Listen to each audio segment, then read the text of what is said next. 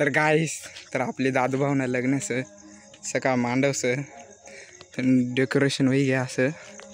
तर आता वाजणं सर 12 किती वाजणार तर दादू 11 वाजे किती मिनटं 22 मिनटं होई यार आमू आता नाची सण म्हणत आता मी चालणार घरकडं चला आपल्या घर जाऊ तर दादूभाऊ झोपी घ्यावे हे क्या देख रहे हैं आप लोग डेकोरेशन ले बाहर दिसत आ रहे खतरनाक डारे दकाड मेहंदी दकाड चमको रे मामू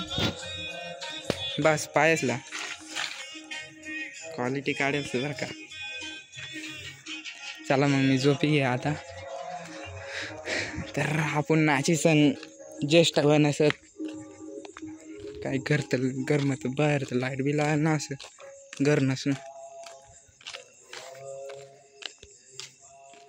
तर चंद्र तर तुम्हाला दिसत होईल मला काय दिसायणार रे चला गरम जाता आपण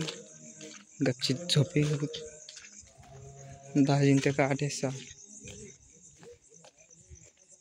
काय नाही